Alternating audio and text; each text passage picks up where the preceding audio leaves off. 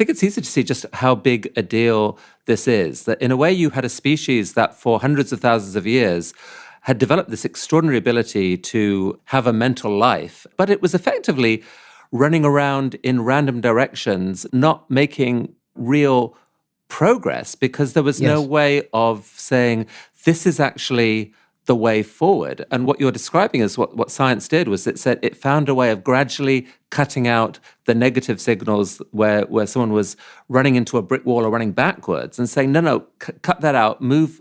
And so that creates this process whereby we gradually start to get closer to an understanding of, quote, reality, unquote. I mean, Even without the quotes. even without the quotes. It really is an understanding of reality. There really is a reality out there. And it Yes. matters that we slowly start to model it in some ways in our minds. Yes. Now, error correction is an extremely simple concept, although very profound. I mean, absolutely everything depends on it, since everything depends on knowledge.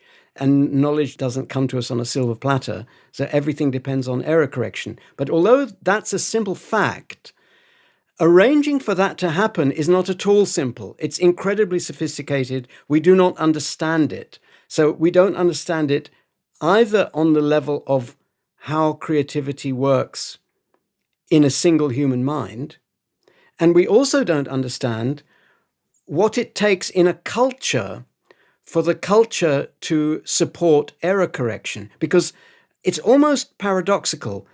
What we want is a system for correcting traditional knowledge, but tradition, by definition, is something that stays the same over generations. And so Karl Popper coined the phrase, a tradition of criticism. This is an extremely unusual form of tradition. It's happened very rarely in human history. And the one we call the scientific revolution is the ancestor of everything good we have today. But we don't know what it takes for a culture to have a tradition of criticism in it. Now, we are very lucky and we take for granted that we have things like the scientific community, the scientific tradition.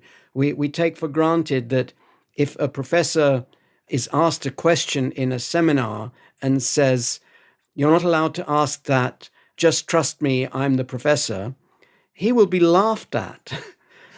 Although there are many areas of life where he wouldn't be laughed at, but science is one where it's taken for granted that criticism is part of the culture, it's part of the tradition that's passed on.